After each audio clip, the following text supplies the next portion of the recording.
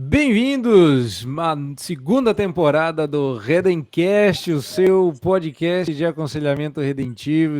Sejam muito bem-vindos a essa mais nova temporada deste podcast inédito sobre aconselhamento. É um prazer ter vocês aqui. Hoje nós inauguramos essa segunda temporada com temas desafiadores. Alguns temas serão até um pouco mais polêmicos. Mas para começar, a gente vai começar mais devagarzinho. Hoje nós vamos falar sobre o que é que faz de um aconselhamento cristão redentivo bíblico realmente bíblico. Será que é o nome? Será que é a escola? Será que é o jeito de fazer? Pois é, como nem tudo que reluz é ouro, aconselhamento bíblico não é ficar falando versículo bíblico para os outros por aí. Eu me chamo Jonatas Abdias e nós vamos começar o Redencast. Vai lá, quem é o próximo? Boa noite, pessoal. Aqui é o Carlos Mendes, e hoje nós vamos falar sobre o aconselhamento bíblico, que eu vejo que é uma mistura entre uma grande amizade e o verdadeiro discipulado. E dando seguimento a essa questão tão importante, tão rica para a gente sabe que quando a gente se depara com os nossos irmãos, com as pessoas que chegam à nossa frente para ter essa conversa amiga, para falar sobre o reino, para falar sobre em como Cristo nos alcança, nem sempre que conversamos, nem sempre que nos deparamos com os problemas e as situações das pessoas, a gente pensa somente num versículo. Então, às vezes, as coisas são muito mais abrangentes do que você e eu imaginamos. Vai lá, Luiz. Olá, pessoal. Muito contente com esse início dessa segunda temporada. Eu sou Luiz Lacerda e sobre o que faz um aconselhamento bíblico, redentivo, realmente ser bíblico, eu só posso dizer que começa com as Escrituras, é transmitido através de vidas e alcança o coração. Amém, muito bem. O Luiz nunca decepciona, né, gente? Suas frases de efeito sempre muito bem colocadas, nunca decepciona. Luiz é o rei bom. da frasezinha. Do slogan, né? O slogan, rapaz. É que Ele falou até de antes de ser propaganda, crente já ele vou era soltar a rapper. propaganda aqui do AR, me sentindo na Gente, tava com CNN. saudade de vocês, viu? Tava com saudade de bater papo com vocês. Ai. É uma alegria estar aqui de volta. Pois bem, hoje nós vamos falar sobre aquela construção que faz do aconselhamento bíblico ser realmente bíblico. Quando eu falo sobre esse assunto, eu dou aula sobre isso, Carlos também. Eu começo, não sei como é que você começa, Carlos, eu quero te ouvir também, mas eu começo sempre comparando com aquelas Bíblias do passado, que lá atrás tinha sempre alguma coisa, alguma ziquezira, e que dizia assim: quando você passar por isso, leia esses versículos. Quando você passar por aquilo, leia esses versos. E eu comparo quando eu estou dando aula, sempre com aquele cântico espiritual do Kid de Abelha, né? Quando você estiver triste, cante. Tem um negócio assim, né? Tem uma música assim. Então, tem um corinho que é assim. Tem um corinho que é assim, né? Quando você estiver triste. Então, aí tinha sempre no final da Bíblia uma indicação. E tem muita gente, pasmem, que até hoje, e eu começo sempre as minhas aulas dizendo isso, será que é isso que faz do aconselhamento ser bíblico? Você saber o texto certo, na hora certa, para a pessoa certa, para o problema certo? Será que para ser conselheiro bíblico tem que ser igual o Carlos e saber a Bíblia toda de cor para, na hora que a pessoa falar o problema, você saber qual é o versículo? Né? Porque muita gente pensa que isso é aconselhamento. O que vocês fazem é decorar a Bíblia, aí a pessoa fala, foi o exemplo que eu ouvi, né? Eu não amo a minha esposa. Aí se abre o versículo e fala, maridos, né? Amai vossas esposas. Não, é que a gente briga demais, a gente já não é mais nem amigo. Aí a pessoa abre na Bíblia e fala assim, amai os vossos inimigos. Aí você fala, não, a gente, entendeu? E a pessoa acha que isso é que é aconselhamento bíblico. E hoje a gente quer ensinar para você, quer dividir com você, não só o que nós fazemos, porque o que nós fazemos é algo que você também pode fazer, se você souber o que é que tem que ser feito. De fato, não tem segredo, mas também não é assim de qualquer jeito, né? E quando eu estava treinando um grupo de conselheiros, eu me lembro que um deles virou para mim e disse isso: pastor, como é que eu vou fazer para ter sempre o versículo certo na hora certa? E ele começou a ler muito a Bíblia. Foi bom, ele leu bastante a Bíblia. Mas tem muita gente que pensa que é isso. Embora Pelo menos para isso foi não, útil, né? pelo menos para isso foi. Eu digo que não vou dizer que não tem horas que a gente tenha que ter um pouco de Google na cabeça e caçar o texto apropriado, mas não é assim que funciona, não é só disso que faz o aconselhamento ser bíblico. Carlos, eu fiquei curioso, porque eu mesmo causei a minha curiosidade. Você dá aula disso. Como é que você provoca os seus alunos para que eles pensem para além do básico? Você tem um jeito de começar a sua aula? Sim. Então, geralmente eu começo abordando esse tópico, esse tema dentro do aconselhamento, instigando o pensamento do porquê é necessário a gente estudar isso. Qual é a necessidade da gente estudar o conceito ou entender o que é o aconselhamento de verdade, né? E aí a primeira coisa que a gente vê é que isso é necessário porque nem todo aconselhamento que diz que é bíblico realmente é bíblico. E você deu um exemplo aí. Tem gente que acha que aconselhamento bíblico é soltar versículo bíblico na cabeça da pessoa, né? Pegar uma chave bíblica, olhar o tema do que está acontecendo e falar aqueles versículos ou pedir para a pessoa decorar aqueles versículos, né? E aí tem gente que acha que isso é aconselhamento bíblico. Ou usar um versículo isolado dentro de uma forma de pensar, né, para, às vezes, legitimar aquela forma de pensar, não fazendo o contrário, não legitimar o que as escrituras dizem, né? Então, a primeira aula que eu dou a esse respeito, a primeira questão que eu coloco para os meus alunos é: por que é importante a gente estudar isso? Exatamente para a gente aprender a diferenciar o que é o aconselhamento realmente bíblico do que não é. E por que isso acontece? Quando eu comecei a estudar aconselhamento, creio que você também, Jonatas, a gente não tinha muito material de aconselhamento. Então, geralmente, o que se dizia que era aconselhamento, realmente era. Mas hoje a gente tem muito material. E aí, às vezes, você precisa aprender a analisar o material que está na sua mão, para saber se ele realmente é bíblico, né? Então, eu vejo que a primeira questão que eu coloco para os alunos é: olha, por que é importante estudar isso? É exatamente para diferenciar o que é bíblico do que não é bíblico, né? A gente está começando a falar papo de velho, hein, Carlos? Na nossa época. Porque, né, começa assim, mas ele tem razão. Quando a gente começou, tinha o quê? Uns 4 livros em português. Era tudo só. mato, né? Era tudo mato. Eu lembro que tinha Conselheiro Capaz, Manual do Conselheiro, aquele Fundamentos Bíblicos Teológicos do Aconselhamento do MacArthur, e o Wayne Mack, se eu não me engano. E deixa eu pensar. E os livros. Não, tinha um livro do Václav que foi que eu li na época, foi o Coração e Sexualidade. Eu não tinha aconselhamento redentivo, né? Não, ainda. eu me formei em 2003. O aconselhamento redentivo é de 2004. Né? Então, não tinha nem como. Né? Entendeu? Então, realmente, quando a gente chegou aqui, era tudo mato. Né? E como é que foi a experiência com vocês aí? Não, quando eu vejo que vocês estão falando aí dessa dificuldade, eu sempre penso que quando nós vamos explicar uma coisa e temos que começar explicando o que não é, antes de falar o que é, significa que já tem uma cultura, às vezes errada, do que é.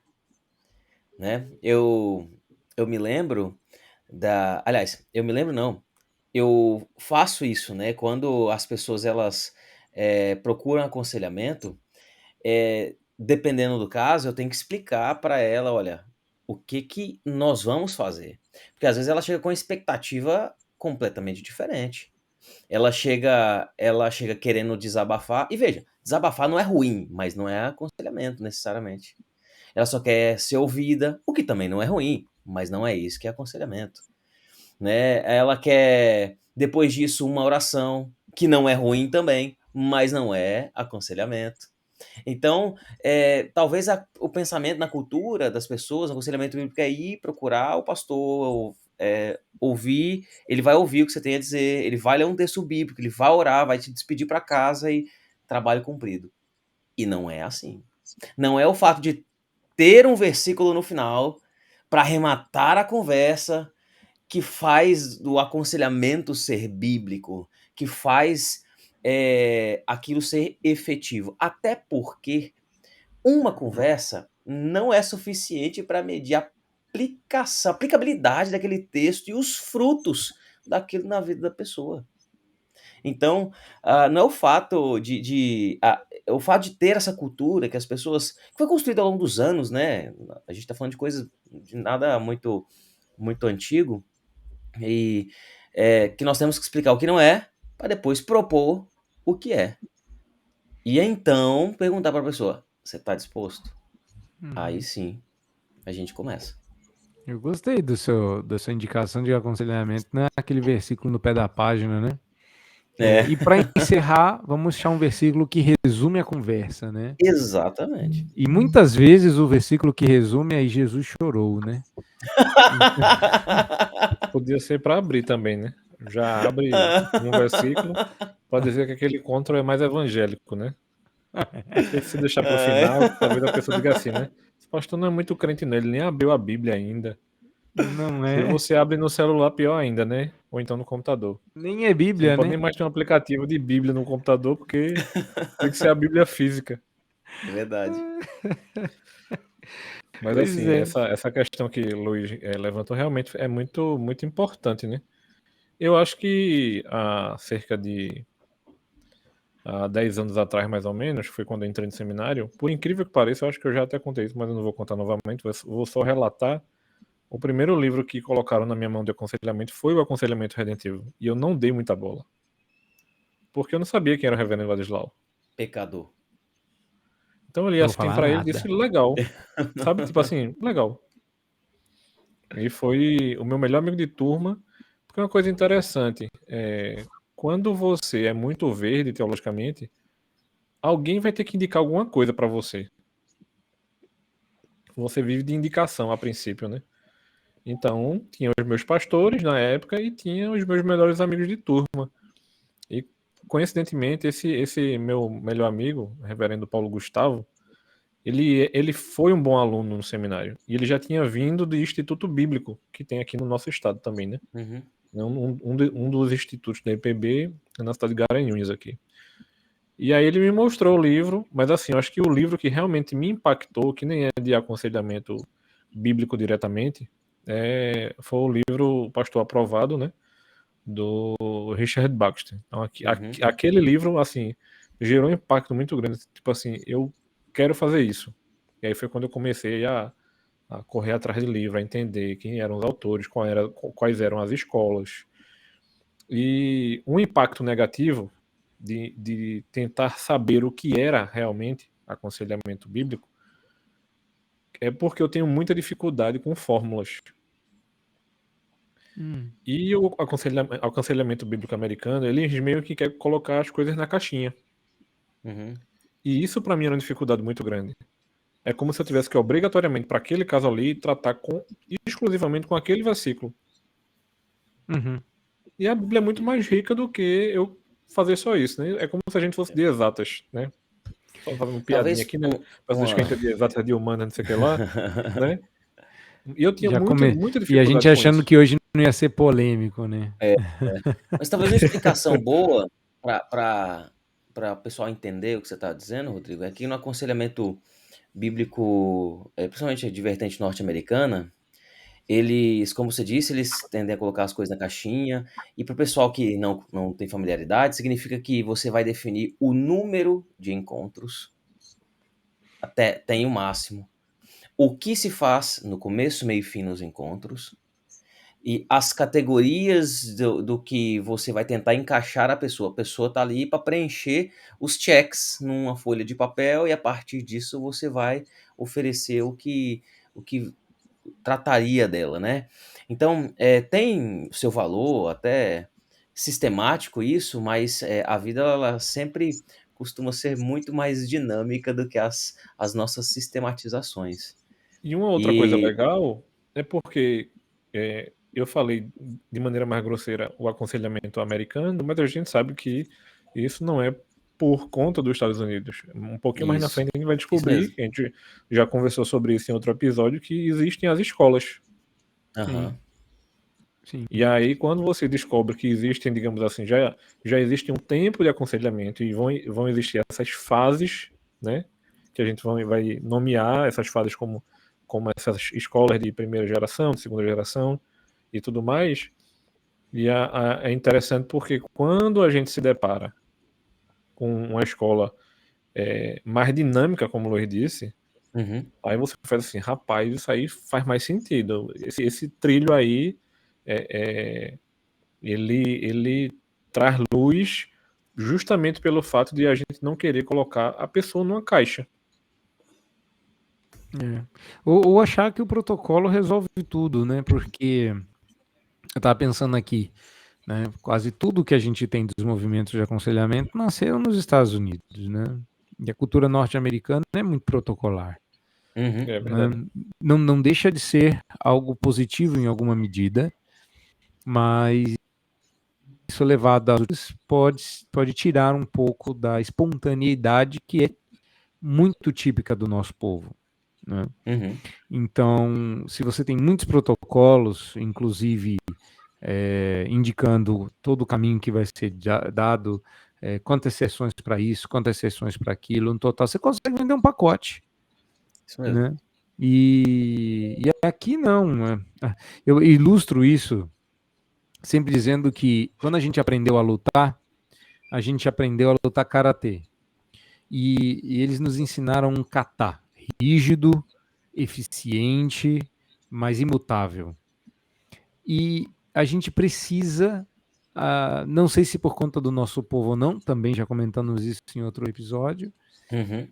de uma malemolência que nos ajude a desviar de certos golpes de improviso. E o que a gente tem é capoeira, entendeu? É uma coisa mais fluida, híbrida, que não chega a ser dança porque machuca, mas também não chega a ser luta porque é artístico, que é um misto das duas coisas sem ser as duas coisas, sendo uma coisa só. E nasce uma coisa que é eficiente tanto quanto, tem a sua beleza, mas não tem um formato muito sólido, muito embora tenha base, muito embora seja muito bem enraizado, tal como é a capoeira, mas que parece muito mais fluida aos olhos de quem vê de fora. E aí, nesse ponto, que brilha a construção dessa aula, né, dessa disciplina, porque ela ensina a gente a ver, e a aula que eu me refiro a que o Carlos e eu damos e está compartilhando aqui, batendo papo sobre, que é explicar para as pessoas o que é que faz de alguma coisa não ser uma dança, mas ser, ou seja, quais são os elementos que, olhando para o aconselhamento, você sabe dizer se ele é bíblico ou não. E uma outra caricatura, um outro espantalho, se você não faz tal como fazemos, ou seja, conforme uma determinada escola, então você não é bíblico. Então a gente precisa ir para a raiz, a gente precisa ir para os elementos, como eu posso, né? Recentemente minha filha estava estudando mínimo denominador comum, então a gente precisa ir para esses elementos básicos essenciais, justamente para discernir o que a partir dali é e o que a partir dali não é bíblico. Né? Porque senão a gente entra na crítica que você levantou, Rodrigo. Para esse problema, se você não resolve dessa forma, não é bíblico, porque dessa forma é que o protocolo foi feito.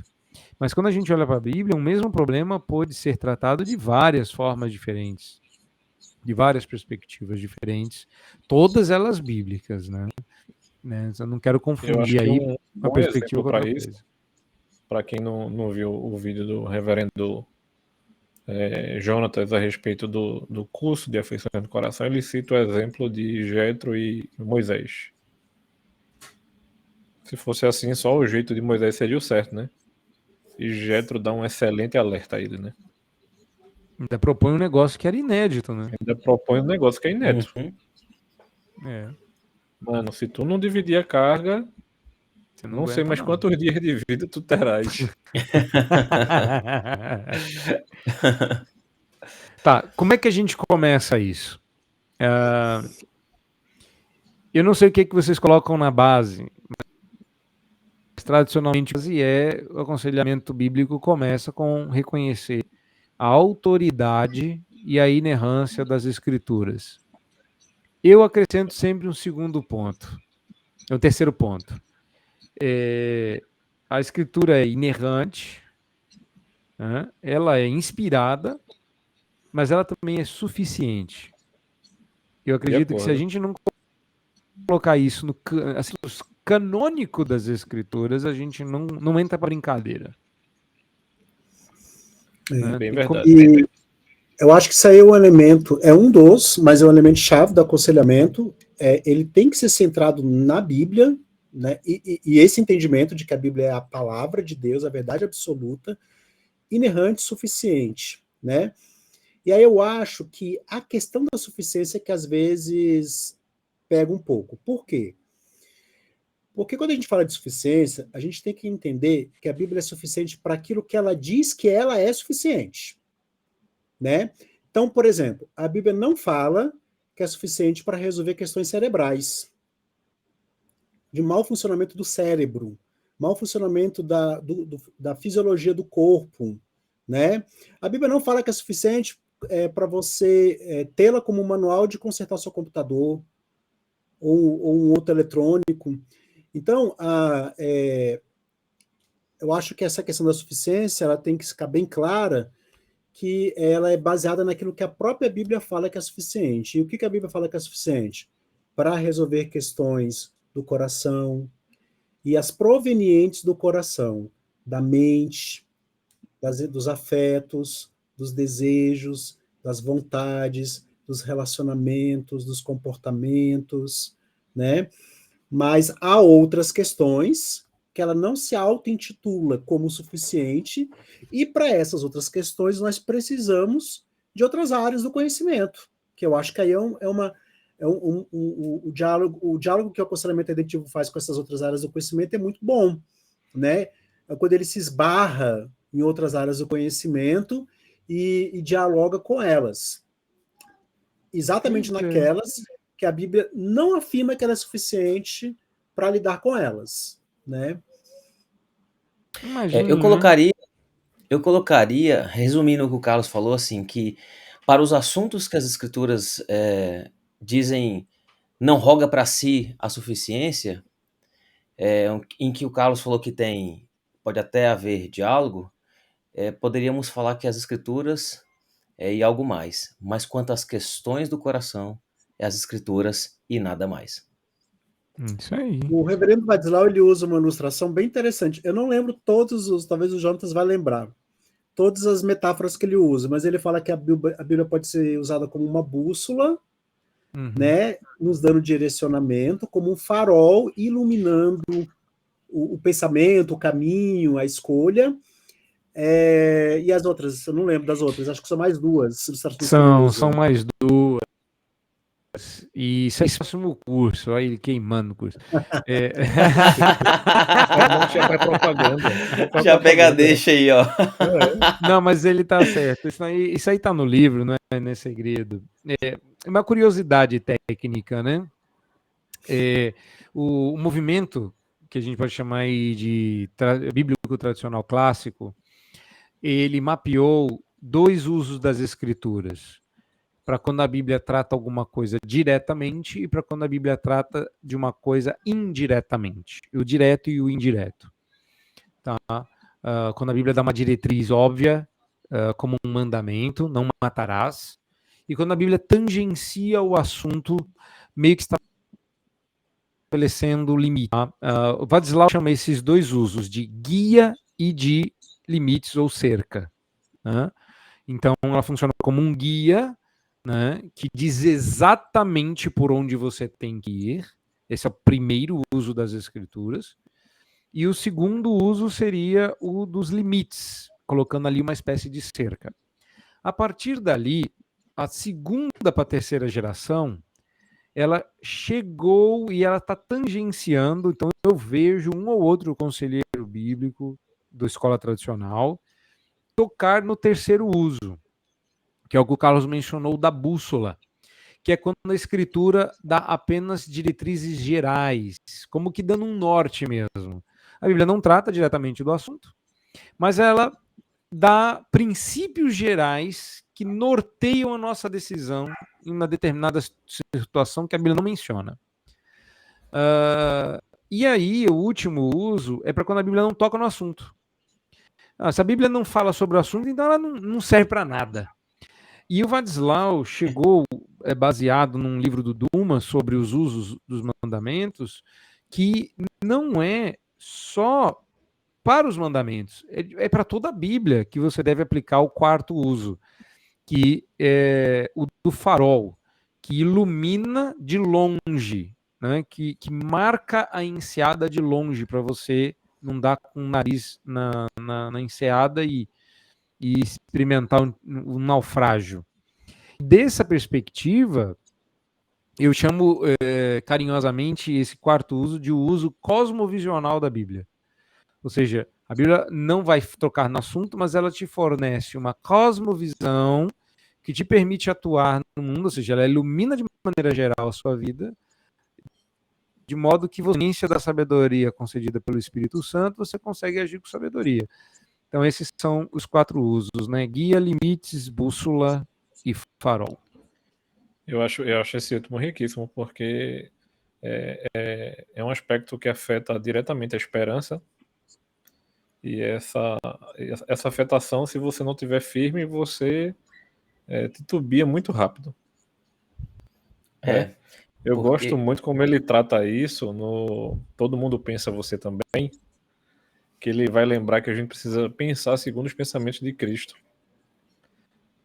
E esse pensamento segundo o pensamento de Cristo, mesmo que ele não toque no assunto, ele está guiando você dentro de todos os espectros e situações.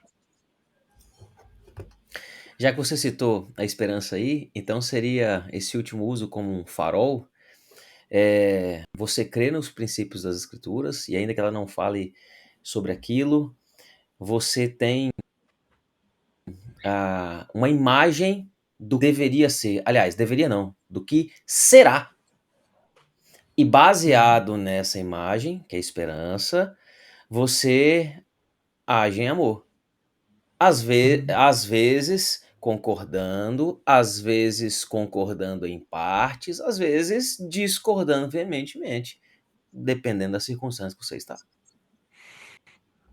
Eu acho que é por isso que começa com a Bíblia, porque, como o Vadislau diz no começo do aconselhamento redentivo, as Escrituras têm um papel aferidor, né? Ela filtra, ela permite que a gente interaja com segurança, porque aquilo que a gente não pode tocar, ela já proibiu no guia, até onde a gente pode ir, ela já estabeleceu nos limites. Se há liberdade, ele dá um norte para onde a gente tem que ir, e se não houver direcionamento, a gente pelo menos sabe onde está.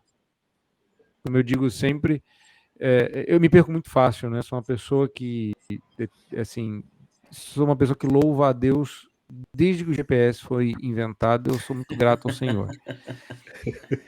E uma das coisas que eu me perco muito, vocês não têm noção de como eu me perco fácil. E uma das coisas que me salvava para eu não entrar em pânico é, se eu me perder, pelo menos eu sei onde eu estou.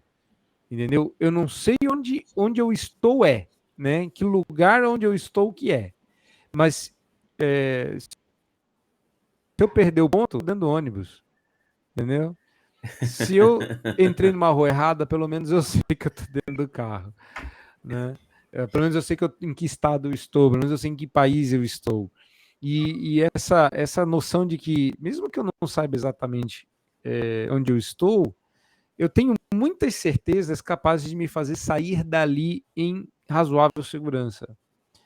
E isso me mantém em calma, né? Então, acho que é uma coisa curiosa que me trouxe aí do aconselhamento redentivo, né? E Minha depois mãe disso... Oi? Não, você falou de se perder com facilidade.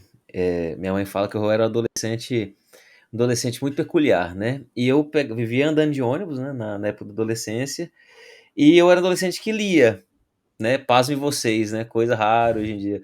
Mas eu tava na época, isso eu me lembro, na época eu tava lendo O Senhor dos Anéis. Eu peguei o livro emprestado na Biblioteca Municipal de Uberaba e tava lendo O Senhor dos Anéis. E eu tinha que pegar um ônibus para ir para casa e tudo mais. E lendo o livro, eu perdi 3 ônibus seguidos, assim. E cada ônibus passava de 40 em 45 minutos, né? O dia foi começando a escurecer, eu, eu vi que não tava ficando legal. E eu falei assim: agora eu preciso prestar atenção que o próximo ônibus que passar eu vou ter que pegar. Só que o próximo ônibus não passou. E depois de um tempo chegou minha mãe, né? No ponto de ônibus. Já tava meio que Pelo escurecendo. menos tu tava fazendo uma coisa boa, né? Porque imagina, tua mãe te encontra fazendo uma besteirada. Pois é, né? Ah, querido, tava aqui, né? Aí chega minha mãe, ela desce do carro, nem fecha a porta, começa a gritar comigo, né? Onde você tava? Tô que nem uma louca andando na cidade procurando você. Fui na escola, fui num monte de lugar. Eu falei, uai, onde eu deveria estar? Tava no ponto, uai. Como que eu ia adivinhar que você tava aqui? Aí eu disse pra ela o seguinte, eu não falei que eu não estava em outro lugar. Eu tava aqui.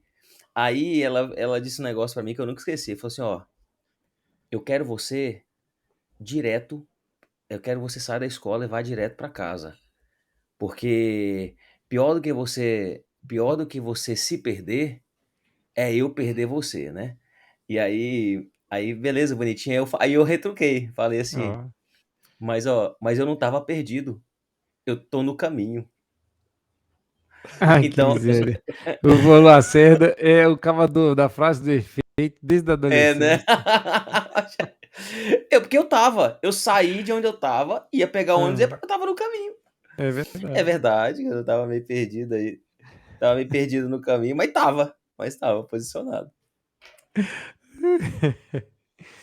Ok. Então, se a gente está baseado na Bíblia e crê que ela é suficiente, inerrante e segue por esse caminho, a gente tem tudo que precisa e é isso, né?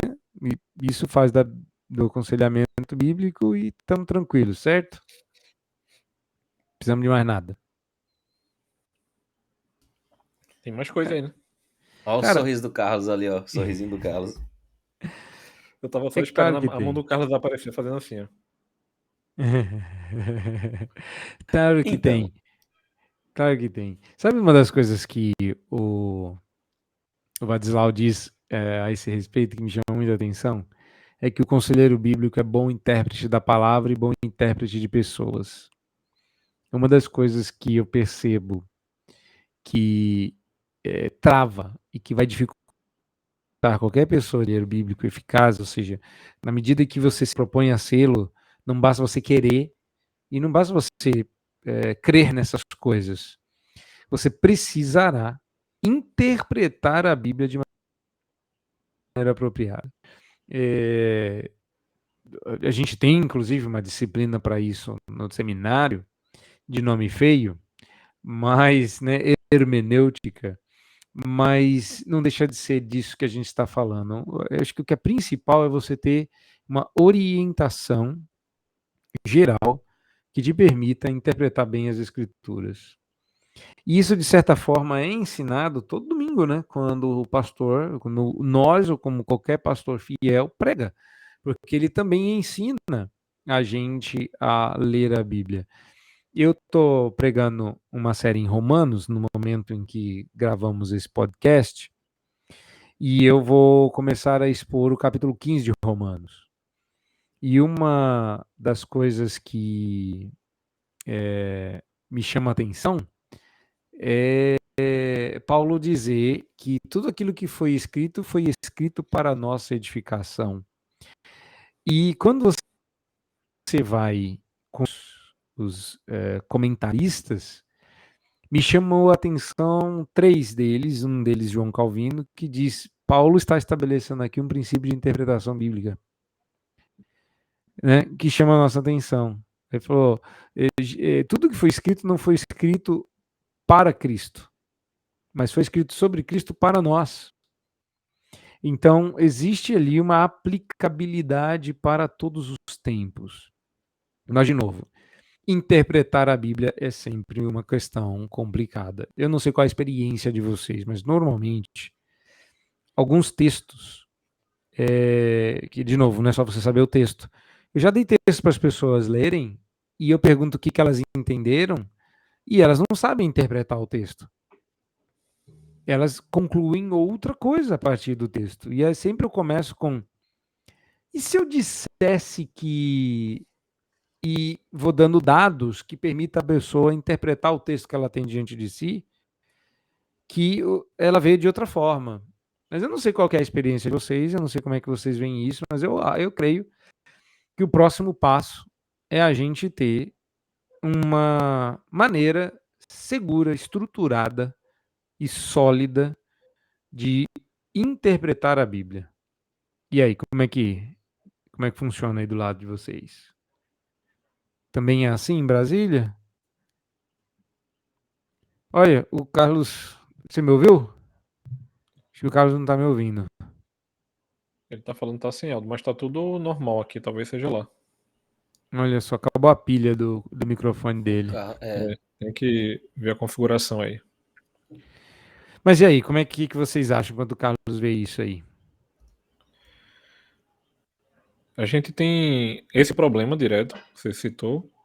Eu diria que tem um outro associado, que é a questão da lembrança, mas depois a gente pode tocar nele. Mas realmente é problemático porque as pessoas elas não querem interpretar. Eu acho que a melhor leitura que a gente pode fazer é essa. Elas vão querer sempre que alguém interprete para ela. Seja um teólogo sério, ou seja uma pessoa que a gente não possa nem chamar de teólogo. Que só chamar seria um elogio não merecido. Não, se a gente chamar de teólogo, a gente vai estar dando um super elogio à pessoa. Então, assim, é difícil, né, pra gente, porque quando a gente está tratando esse tipo de coisa, a gente quer que a pessoa justamente interprete correto para que ela seja iluminada por essa situação, né? Tenha um auxílio da palavra para que a gente consiga fazer aquilo que o Senhor espera, né, que a gente faça. Para que a pessoa seja realmente ajudada. Mas quando a pessoa quer que a gente sempre interprete por ela, eu diria que isso é um grande desafio para todos nós, como, primeiro, pregadores. Por quê? Porque quando a gente começa a ensinar a igreja a interpretar ou a entender melhor a pregação, isso eu diria que já é um bom caminho. Eu diria que é um bom início. Porque a gente vai sempre provocar a igreja no púlpito, e quando chega na sessão de aconselhamento, a gente vai ter que provocar novamente. Tem até um artigo do reverendo Wadislau que fala disso, né? Aconselhamento na pregação. Um artigo dele da Fides Reformada. Então, é uma coisa que a gente não consegue desassociar. E para mim é um instrumento de provocação, seja na própria pregação, ou seja na própria sessão de aconselhamento. É desafiador, porque tem pessoas que são novas na fé e tem pessoas mais maduras. E às vezes os mais maduros podem dar mais trabalho a gente do que o novo na fé, né? Acontece também, não é incomum isso chegar pra gente, né? Não é uma coisa impossível de acontecer. Eu diria que às vezes também, além das pessoas preferirem que outras pessoas interpretem para elas, por inúmeros motivos, desde preguiça ou não quererem assumir a responsabilidade também e tal, como você disse, Rodrigo, pode ser também que as pessoas elas interpretam com as ferramentas erradas ou com o olhar das escrituras. Um exemplo que aconteceu comigo recentemente foi de um membro da igreja ler aquele texto que fala que nós devemos, Jesus fala que nós temos que amar Deus de todo coração, de todo entendimento, com toda a nossa força e ao próximo como a nós mesmos, né? E aí ele fala, não fala assim não, pastor, porque não tem como nós amarmos o nosso próximo sem que nós nos amemos. O texto não fala isso. O texto não fala isso.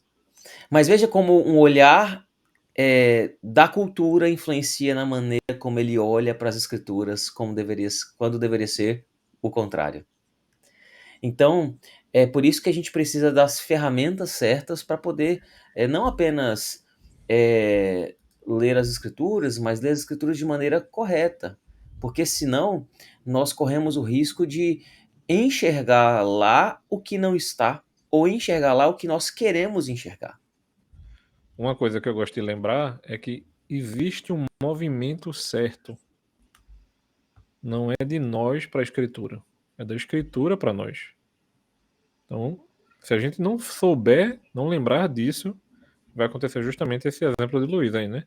Eu tenho um arcabouço, uma bagagem aí, e essa bagagem vai fazer com que eu interprete errado. E justamente a escritura ela me provoca a interpretar da maneira correta. Mas se eu não me permitir a isso, eu vou estar fazendo interpretações erradas o tempo inteiro. Sem dúvida. Carlos voltou aí. Tá com áudio já, Carlos? Acho que sim. Boa, tô ouvindo. Então, com relação à questão da hermenêutica, eu vou parafrasear o Tim Keller, que ele fala que é muito importante na pregação a gente ter uma hermenêutica correta das escrituras, do coração dos nossos ouvintes e da cultura à nossa volta. E eu vejo que no aconselhamento é a mesma coisa.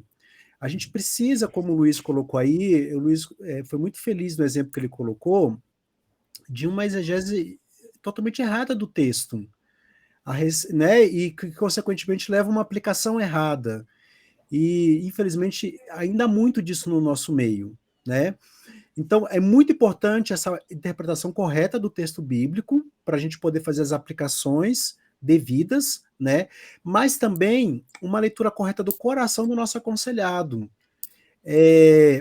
À luz das escrituras. A Bíblia sempre vai ser a nossa referência, né? O nosso óculos de leitura. Então, mas o coração do aconselhado também precisa ser, e é por isso que a gente tem, dentro das etapas do aconselhamento, um momento de anamnese, um momento de investigação da vida dele, do passado dele, da história dele, né? Para entender bem o coração dele e da nossa cultura à nossa volta também.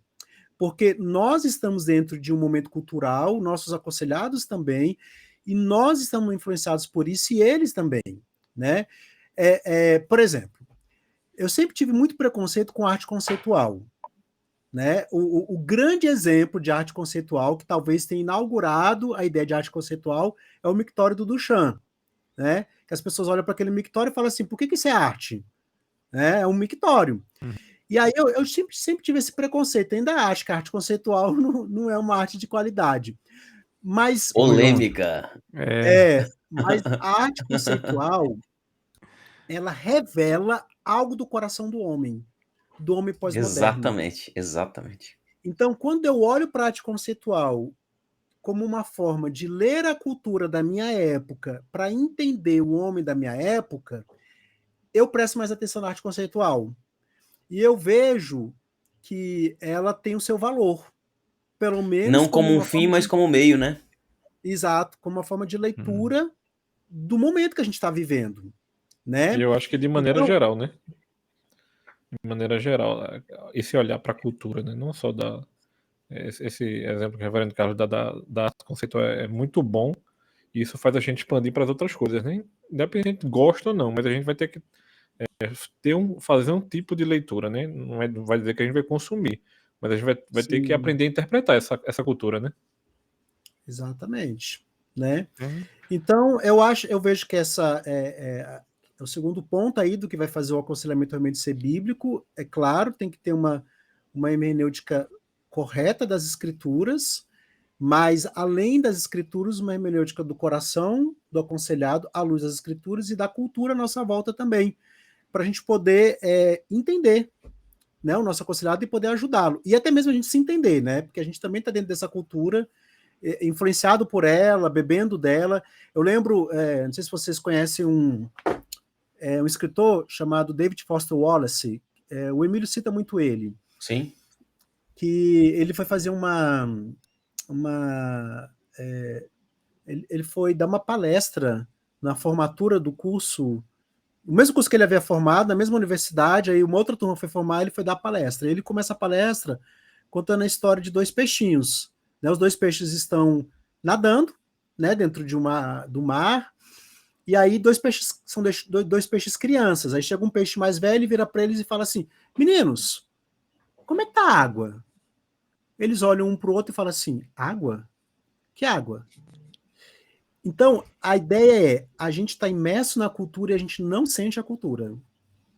A gente está bebendo dela, a gente está sendo influenciado por ela, mas a gente não está percebendo o quanto ela está nos influenciando. Como aqueles peixes não perceberam que estava dentro da água, porque era já tão comum para eles, né, que eles não percebiam. Então, a mesma coisa. Então, ler a cultura, a gente que é pastor, eu acho que é muito importante a gente ter uma leitura correta da cultura à nossa volta, para poder também aconselhar, pregar, ensinar, né? Vai ser importante para todas essas áreas do que a gente vai chamar de teologia prática. Uhum. Eu gostei disso. Eu sabia que estava faltando alguma coisa. Eu prefiro tríades. Então, bom hermeneuta. Gostei disso aí. Gostei disso aí. Hermeneuta da palavra, hermeneuta da pessoa e hermeneuta da cultura onde todos estão imersos. Essa tríade hermenêutica. Essa tríade do Keller, que o reverendo Carlos lembrou, eu diria que ela é muito feliz. Ela é muito feliz. Não, mas ela é mesmo, gente. Ela é mesmo. E assim, não é uma tríade artificial, né? Porque as melhores tríades são as naturais, né? São as autoevidentes, aquelas que a gente percebe, não as que a gente impõe. Né? Aliás, tríade imposta não é tríade, né? É triângulo. É triângulo. Isso aí. É isso aí. Só um parentezinho com relação à arte conceitual e também à arte abstrata, né? Porque a arte conceitual, ela, na verdade, um questionamento do consumo, do entendimento da arte como objeto de consumo. Sim. Né? Então, ela está questionando o materialismo, o consumismo. O próprio Duchamp, quando colocou o mictório, ele estava questionando a arte como algo realmente nobre ou não nobre. Era para ser uma piada de mau gosto, era para ser um alerta, né? E se tornou um ícone, né? Isso em entrevista. Um movimento, né? Ele mesmo disse, era um ato de protesto para dizer que o consumo da arte pela arte estava se perdendo e que as pessoas deviam se questionar justamente por conta de ser uma arte conceitual, e acabou se tornando cabeça de um movimento, e ele mesmo diz na entrevista, não era exatamente a intenção, mas aconteceu, né? Então a gente tem que tomar cuidado com isso daí também. Legal, muito bom. Eu gostei. O artista underground é underground até ele ganhar dinheiro. Pois é. Frases.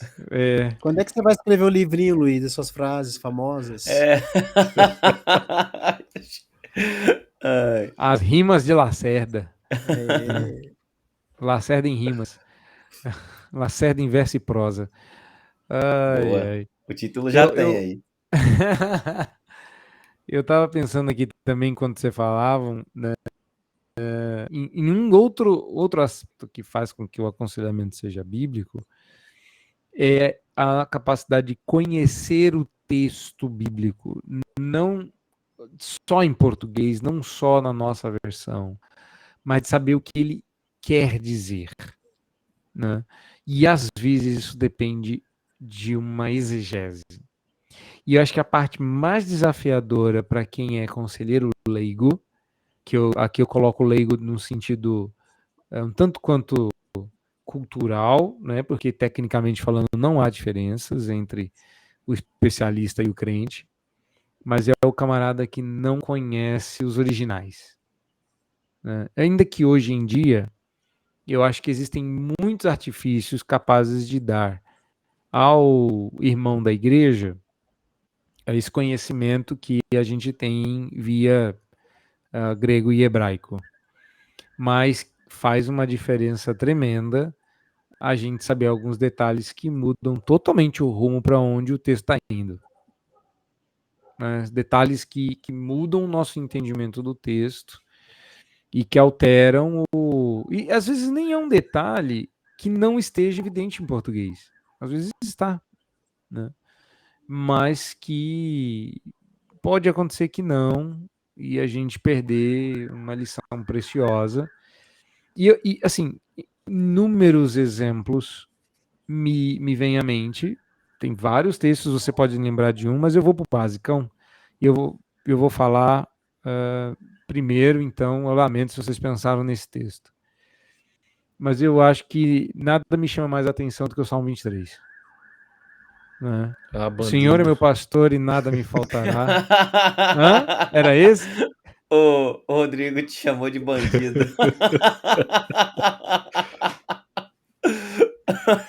Você tinha pensado nisso também? É porque, pra gente que passou pelo seminário, é um texto muito icônico, né? É um texto Pois muito é, conhecido. você É um texto muito cresce conhecido achando da que igreja. conhece. Né? É um Então, texto você muito cresce conhecido da achando que igreja. conhece e você chega lá e, olha, não é bem isso não, viu? Que é o Salmo Aí 23, o professor né? de hebraico joga um balde de água fria no lombo da gente. Mas rapaz, você fica assim, pois é. O Vadislau tem um exemplo muito legal, que ele pregando no João 3,16, fala que Deus amou o mundo de tal maneira, e ele vai explicar o que é essa maneira. E depois um senhor vai à porta cumprimentar e falou assim: o senhor pregou tudo errado, tá tudo aos contrários. Ele falou: mas por que, meu irmão? Ele falou: porque você disse que Deus amou o mundo. O mundo está no pecado, Deus não amou o mundo. E o Vadislau insistindo, aí o cara abriu a Bíblia e falou: o senhor não sabe ler, não? Foi pro Vadislau. Ele falou: claro que você lê, rapaz. Ele falou: então, o mundo, quando o texto diz que Deus amou o mundo de jeito e maneira. Né? E é um detalhe que se perde, né? Eu nunca terminei essa história, eu adoraria ver como é que ele se virou nessa, né? Mas acho que o Salmo 23 é emblemático porque e eu não quero falar aqui só de exegese, a gente está falando de aconselhamento. Então eu me lembro de estar aconselhando uma senhora que estava tendo crises de nervoso tão intensas que ela ia parar no pronto-socorro, entrevada. Estava às vésperas de ser internada no manicômio pelo marido, quando me procuraram. E ao longo do tempo da gente conversando, eu fui explicando para ela e ela foi me dizendo quais eram as suas preocupações. E o que fazia ela chegar naquele ponto de tensão tão extremo que fazia ela travar. Em determinado momento, eu abri no Salmo 23. E ela falou: eu já conheço o Salmo 23. Eu falei: deixa eu te explicar o que esse texto significa. Depois você me diz se você conhece ele. E quando ela entendeu que o texto significa o Senhor pastor é meu e isso me basta, que ela já tinha tudo o que satisfaria o coração dela, foi ela que me disse que aquilo a libertou. Até onde eu saiba, nunca mais, isso já se faz em mais de 15 anos, ela teve sequer uma recaída para aquilo, considerada curada de uma coisa que ninguém sabia do que era. E foi a exegese de um texto super conhecido, como o Salmo 23, explicando que quando você entende que o Senhor se revela como pastor e ele se personaliza para você, ele se torna seu, você pode dizer: esse pastor é meu pastor, você já tem tudo o que você precisa, isso é o suficiente. Não vai sentir falta de nada, mas é porque você está se sente pleno, isso basta. E para ela isso mudou de maneira tal que ela passou a não ter mais esses problemas. Então, às vezes, não é só o interpretar do texto, mas é sabê-lo, que eu considero aqui uma exegese. Eu não sei se vocês têm alguma experiência nesse sentido, mas se tiverem, seria bom compartilhar. Eu tenho uma experiência não minha, né? Que eu ouvi do Dr. John Street, numa pregação dele. Talvez você já tenha ouvido. Ele conta que ele foi para uma série de pregações na Alemanha e ele pregou numa igreja lá e aí ao final foram vários dias, né? Aí no final da série aliás, um dia anterior de terminar, um diácono da igreja que estava traduzindo falou assim: olha, ele queria ir embora para o hotel, estava cansado. Falou assim: olha, tem uma senhora aqui que ela insiste em falar com o senhor. Eu já tentei demovê-la, falei ela para ela vir amanhã e tal, mas ela quer falar com o senhor. E aí ele resolveu ouvir a senhora, né? Ela estava mancando, ela veio com dificuldade até a frente, conversou com ele, ela contou a história de vida dela. Ela falou que quando ela era criança, ela vivia na Rússia com seus pais, e aí o pai dela resolveu mandá-la para. Não. Aí ela teve um relacionamento com um rapaz, escondido dos pais, os pais cristãos, e ficou grávida. E aí os pais ficaram tão envergonhados dessa gravidez dela que resolveram mandá-la para a Alemanha para trabalhar para ir para uma cidade onde uma tia dela vivia. E nessa cidade ela foi trabalhar no presídio da cidade. E ela falou que todos os dias ela era estuprada naquele presídio. E grávida, né? E aí ela disse que o ódio dela foi crescendo contra os seus pais de uma maneira assim absurda. E aí a barriga foi crescendo e tal. E um certo dia, quando ela percebeu que ia ganhar a criança, ela pediu licença lá do trabalho dela e ela falou que precisava ir até a cidade para comprar algumas coisas. No meio do caminho estava muito frio, muito gelo, ela teve a criança. E ela disse que quando ela teve a criança, ela pegou a criança no colo, nos braços, ela ficou com tanto ódio daquela criança, porque aquela criança simbolizava todo o sofrimento dela, que ela jogou aquela criança na neve, foi fazer as compras, como se nada tivesse acontecido. E aí ela fez as compras e voltou para o presídio. O tempo passou, essa mulher foi morar em Berlim, né? Encontrou um rapaz, se casou com esse rapaz, ele falou que não queria ter filhos, mas ela acabou engravidando. Quando ela engravidou, ele a abandonou e ela teve uma filha. E ela foi mãe solo dessa filha. Cuidou da filha, a filha cresceu e tal, e a filha se casou. E a filha ficou grávida e teve um neto, ela teve uma neta, né? Uma outra criança. E um dia a filha morava em outra cidade, foi visitá-la, e no meio do caminho ela teve um acidente de carro, morreu a filha, morreu o genro, e a neta ficou paralítica. E ela teve que cuidar dessa neta.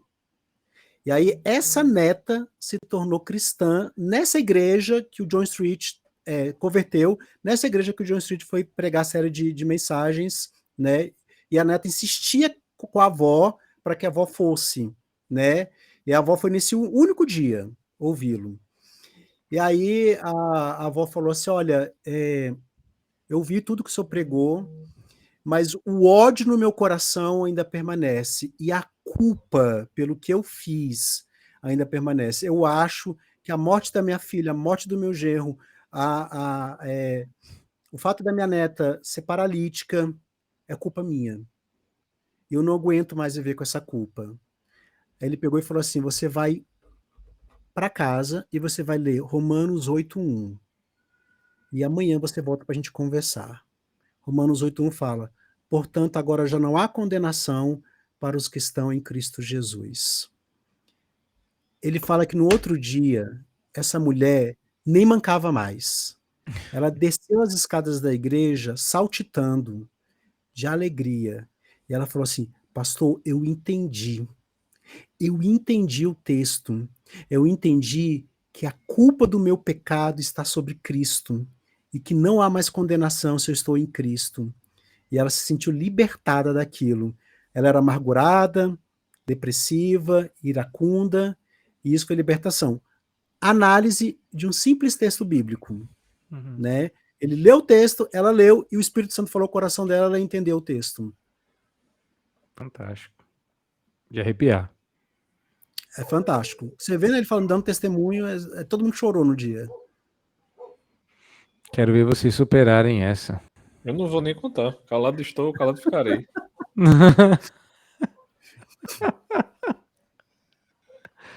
Luiz está sem som, eu acho.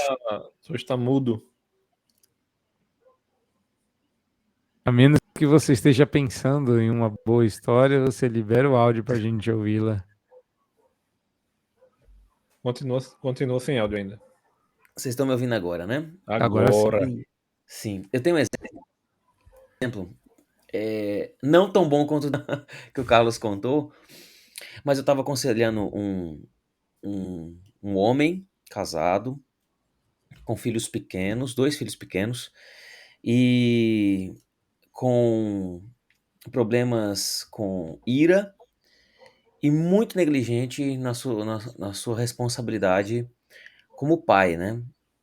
E aí a esposa sempre o chamava para participar da dinâmica, da familiar, para que ele fosse mais participativo na criação dos filhos e tudo mais, e lá no e lá na na no aconselhamento ele falou com a esposa: "Olha, que eles estavam dividindo as tarefas".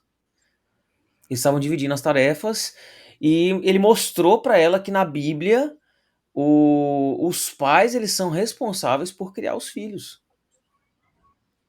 E que eles podiam dividir a tarefa, né. Eu falei: "É verdade, pode haver um certo dinamismo, nas tarefas, mas veja, você é o homem dessa família, você é o responsável direto pela criação dos filhos também".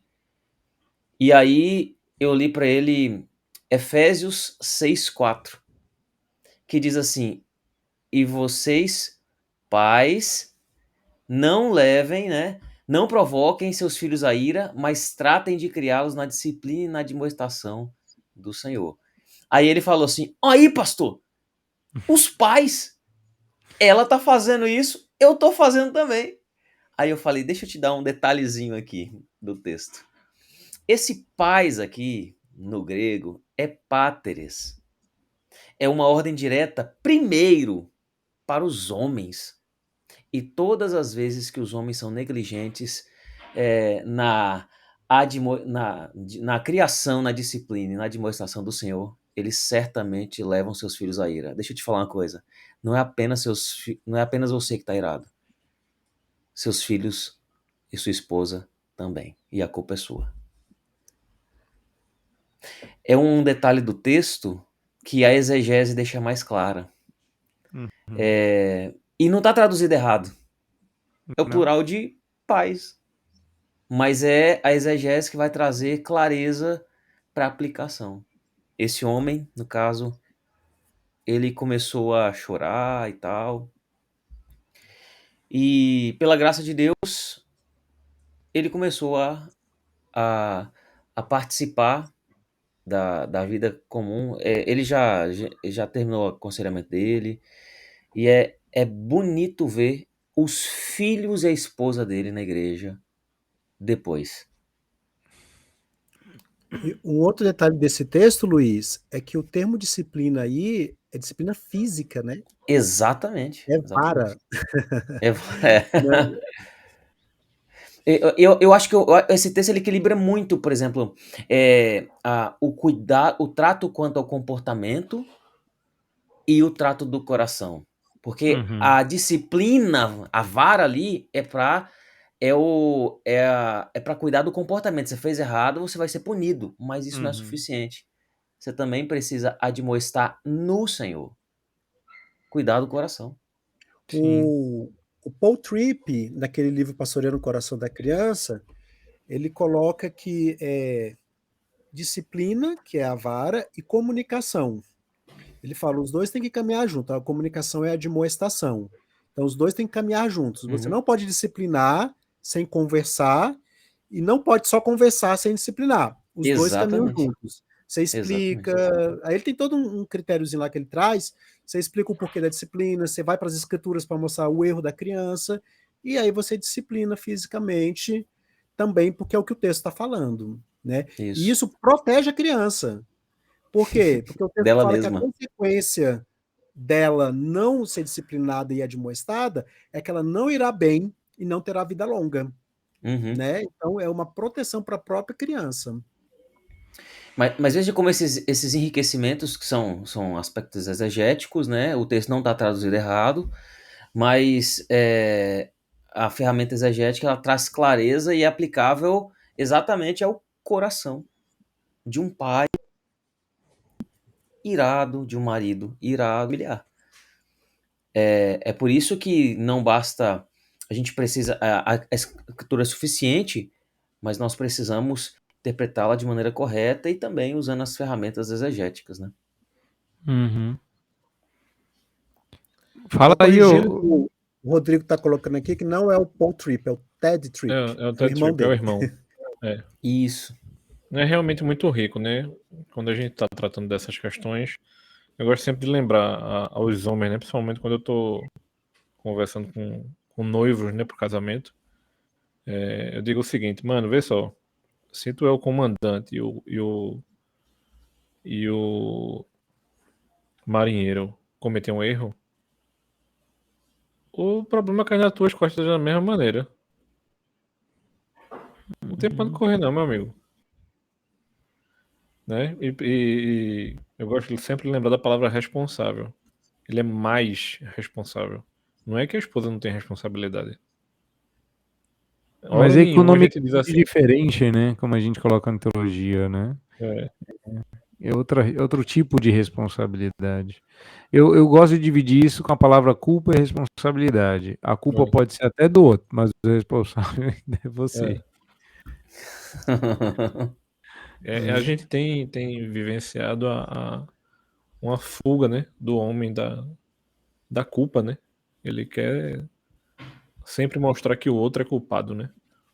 É, E eu acho a gente que sempre quando a sabe quem é o gente culpado, começa, Rodrigo. É o é, outro. a gente sempre, quando a gente começa a mostrar para a igreja que existe um trilho de interpretação, né? Um trilho Uhum, interpretativo, a igreja começa a se aperceber que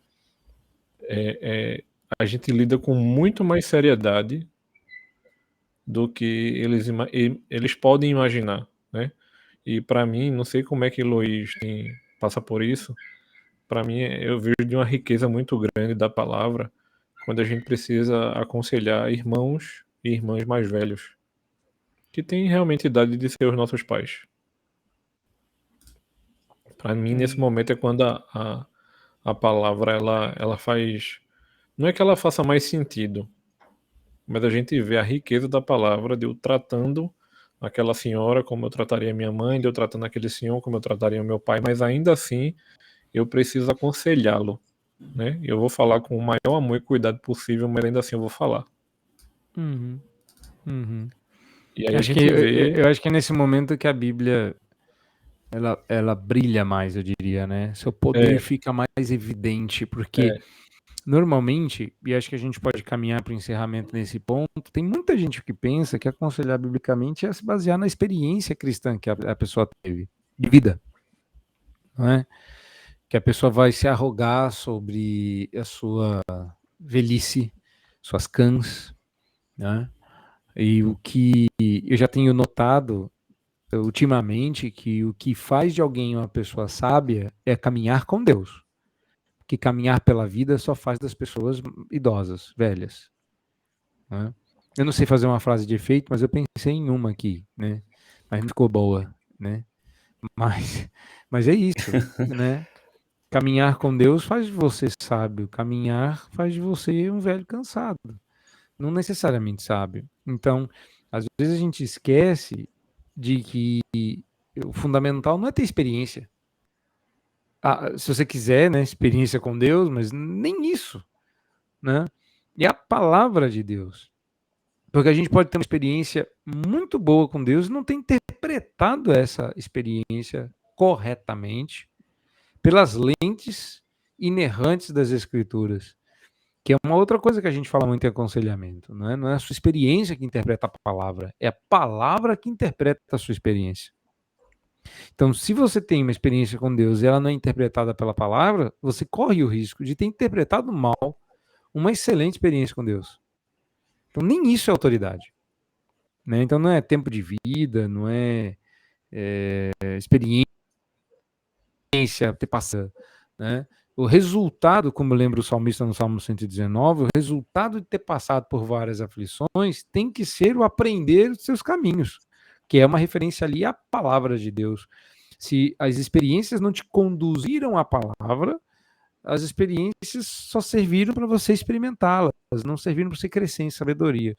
Porque o aconselhamento não é feito em cima da nossa experiência. A nossa experiência ela é ilustrativa dos ensinos da palavra de Deus, autoritativa a sua palavra. Só a Bíblia. Nossa experiência ilustra, mas não é autoridade final. Não é com base nela que a gente vai. A nossa experiência ilustra o princípio, mas não é o princípio, né? Gente, vamos caminhar para o fim aí. Desculpa, perdão. Antes de caminhar para o fim, né? Só para a gente vamos lá, vocês estão botar animados, botar mais um molhozinho aí nesse final. Eu estava revisando o capítulo 9 do Prática do Aconselhamento, e no capítulo 9 ele mostra aquele quadro que ele apreende de Larry Crabb falando sobre estutícia. Ele diz que tira Freud e mostra os blocos de idade, como a estutícia funciona para cada idade. E a coisa não é diferente com as pessoas que são mais velhas. Não. Se a pessoa não se permite ser conduzida pela sabedoria divina, ele vai patinar da mesma maneira que o jovem.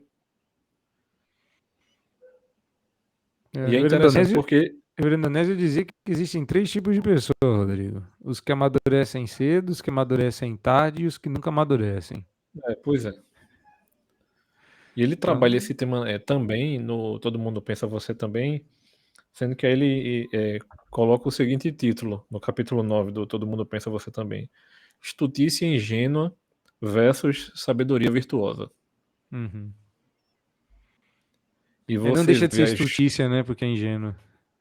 E você vê as virtudes de quando a pessoa é guiada, não somente pelo Espírito, mas pelo Espírito na palavra. É uma riqueza e uma diferença muito grande. Muito grande. Por outro lado, é uma tristeza muito grande quando a pessoa teve todo o tempo do mundo, Deus lhe concedeu vida, saúde, e a pessoa não aprendeu, né? Sabe, às vezes a gente pensa assim, eu não sei, Deus, se eu vou chegar na idade dela, mas que desperdício ela ter chegado lá sem ter aprendido, né? Que desperdício. A gente chega a ficar triste. Caminhando para o fim, tem mais alguma coisa? Tem, claro. Como tudo que a gente fala aqui, dá mais de um podcast, né? Aliás, a gente precisa começar a voltar nos temas. Então, vamos ver aqui, ó. Então, apareceu uma redenção aqui da minha frase. Vamos ver. Todos caminham pela vida. Aqueles que caminham sem Deus apenas envelhecem e experimentam a morte em vida. Mas os que caminham com Deus alcançam sabedoria e são vivificados. Nossa, isso aí é o Lacerda. Hein? Gostei. Lacerdinha on fire. Lacerdinha on fire. Gente, eu ia dizer que tem muito mais ainda para falar, mas assim, não muito mais. Eu diria que dá para dizer que o conselheiro bíblico também tem que ser bom em teologia. Ele não pode ser fumaça. Ele não pode ser pica-fumo. E tem que ser bom de 2 coisas que normalmente eu não vejo a gente ser. É uma luta para cada um de nós, que é a aplicação e implementação. É saber o que fazer e como fazer. Esses últimos elementos, eu acho que dariam bastante pano para manga, não daria um podcast inteiro, mas eu acho que levaria aí bem uma meia hora para a gente explorar. Mas se a gente fosse fazer isso... de um episódio, né? É uma parte boa de um episódio. Mas se a gente fosse curtar a coisa, eu acho que a gente iria por esse caminho aí. O pastor tem que ser bom em teologia, tem que ter uma boa teologia, tem que ter uma teologia sólida, biblicamente embasada, não pode ser, portanto, pica-fumo, e tem que saber o que deve ser feito na determinada situação, biblicamente falando, e como essa pessoa vai colocar esse princípio em prática. E eu pulei da teologia direto para aplicação e implementação, porque eu já ouvi muita gente passar por conselheiros bíblicos, e quando chegam em mim, o drama deles é: eu creio no que vocês dizem, mas as pessoas não sabem me dizer como se resolve um problema. Eu creio que Cristo vai resolver um problema, mas ninguém sabe me dizer como Cristo vai resolver meu problema. Então, às vezes, a gente falha em termos o que o Adams dizia lá atrás, livro que precisa vir para o português, eu não sei se já está, não sei se há interesse, mas que é um livro que... Eu tô doido que traduz esse livro, ele nem falou, mas já sei qual é. Insight e Criatividade. Insight e Criatividade. Cara, esse livro precisa vir para o português, porque assim, é um momento em que a gente vê o quanto que Lau e Adams são parecidos, né? O criatividade é o Adams tentando jogar capoeira, sabe como é que é? É mostrando pra gente que não dá para seguir o protocolo sempre. Que você precisa estar pronto para improvisar. Então, lembrem-se, olha eu tentando dar uma de Lacerda e minhas frases de efeito, mas elas são horríveis. Então, mas lembrando, embora o brasileiro tenha muitos capoeiristas, não vamos esquecer que o MacGyver era americano. Então, Muito bom. Momento de redenção aí. então, assim, tem hora que a gente precisa ser o conselheiro MacGyver e improvisar e aconselhar com o Novo Testamento, provérbios e 2 clipes e um chiclete. Entendeu?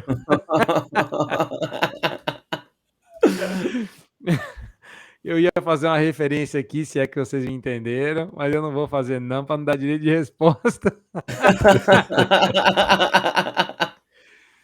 Mas se é o que temos, vamos ter que usar. E essa capacidade de aplicar, eu acho que é o que falta. E insight e criatividade ajuda a gente a se libertar um pouco e encontrar caminhos para dizer como na vida daquela pessoa, e numa situação às vezes muito adversa, muito cheia de constrangimentos, seja de limitações, a gente consegue encontrar um meio da palavra de Deus operar poderosamente na prática. Então, eu acho que essas são as coisas que eu diria aí como comentário final, que a gente precisa para ser conselheiro bíblico. Isso. Com uma boa aplicação, as pessoas, elas... não é que a gente está sistematizando o passo a passo, né? A palavra ela vai ser efetiva, mas a gente está apontando ao menos uma direção, que é para que a pessoa possa seguir a caminhada dela com Cristo, né? Foi apontada ali pelo tratamento do texto bíblico.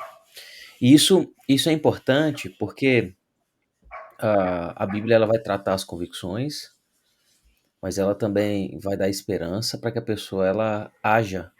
Ela precisa agir por amor a Deus. Por amor a Deus e não a ela, né? Acho que esse é um dos maiores desafios. Exatamente. Deus está confrontando o nosso coração e dentro dessa confrontação, muitas vezes a gente quer que o Senhor passe a mão no nosso pecado. Eu acho que esse é um dos maiores desafios, tanto para o conselheiro quanto para o aconselhado, porque muitas vezes o conselheiro vai desafiar esse aconselhado a sair dessa comodidade, e muitas vezes dentro dessa comodidade ele vai querer ficar quietinho ali e a gente vai ter que provocar dentro dessas ideias que muitas vezes a gente vai ter, e a gente vai chegar para dizer assim, ó, existe esse caminho aqui, vai doer um pouco, mas quando você caminhar por ele, você vai perceber que vai haver melhora. Mas as pessoas querem dar um salto, e Deus não chamou a gente para dar saltos. A gente caminha para esse salto aí Andar final. com Deus, né? A gente caminha para um salto final. Mas a gente Olha as frases de efeito aí. Dar salto no escuro é coisa de liberal. Nós somos chamados para caminhar com Deus. Pô. Tem que pegar essas frases aí para publicar, hein? No Instagram lá do...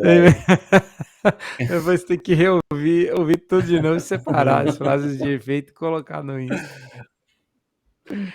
Vai lá, Carlos. A gente falou hoje da importância de reconhecer a Bíblia como a verdade absoluta, o cânon, né? Da importância de ter uma boa hermenêutica do texto, uma boa exegese da teologia bíblica e teologia sistemática.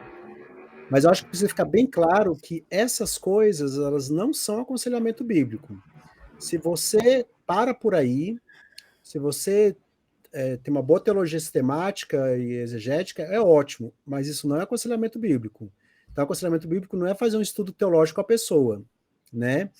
Do mesmo jeito, se você não tem essa base toda, você também não vai fazer aconselhamento bíblico, Excelente. né? Então, você não pode parar nessa base, ela precisa desembocar no aconselhamento, né? também na pregação e também no ensino, né? E ao mesmo tempo, para o aconselhamento bíblico ser bíblico, ele precisa de toda essa base. Então, é essencial ter toda essa estrutura, e essa estrutura ter a pontinha lá da pirâmide, a ponta do iceberg, que é o aconselhamento bíblico, né? Que está por baixo, está toda essa estrutura, né? São as ferramentas, né? Elas são as ferramentas, elas têm que desembocar no aconselhamento bíblico, elas não podem parar. Por quê?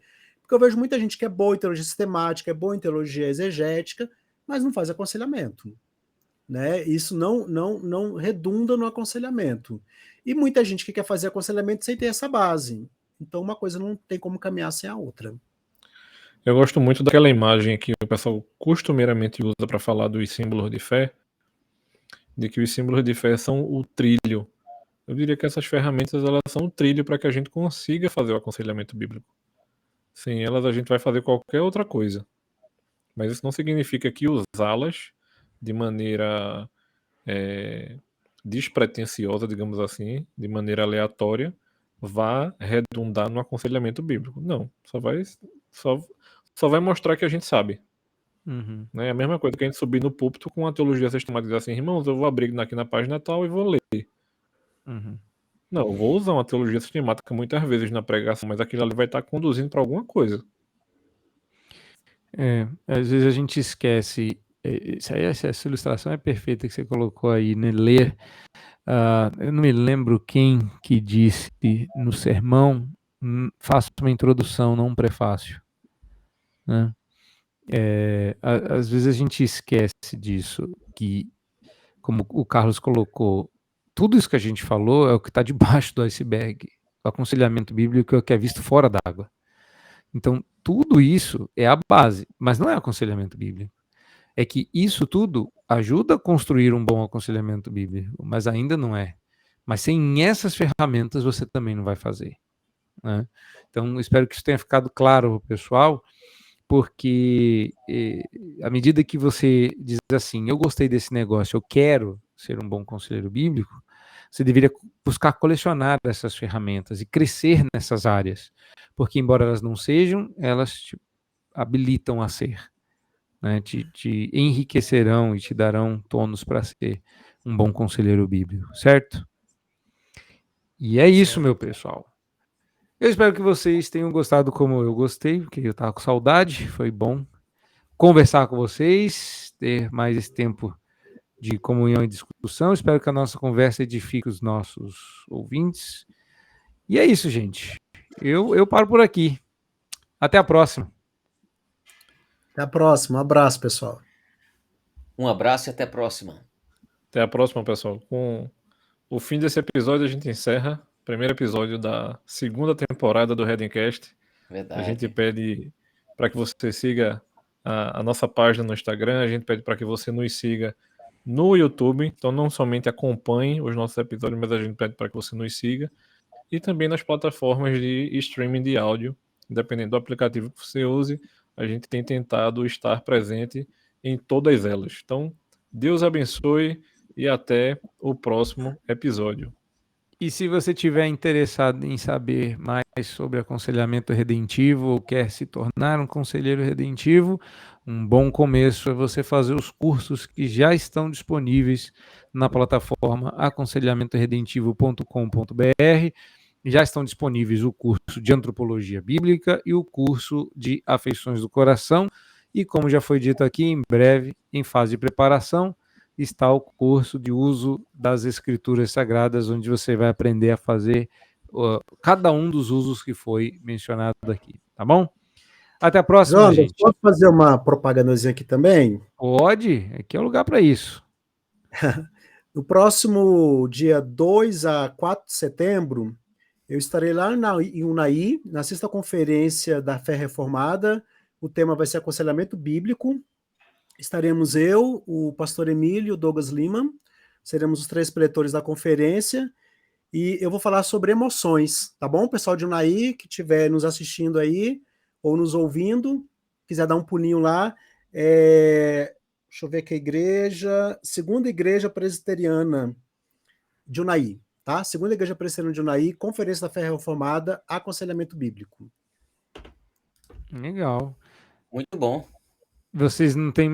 Aliás, se vocês tiverem qualquer coisa para anunciar e tivessem dentro da época do podcast, vocês fiquem à vontade, viu? Tem mais é que anunciar mesmo. Quanto mais a gente espalhar a palavra, melhor. Gente, fiquem com Deus. Tchau, tchau. Abraço. Abração.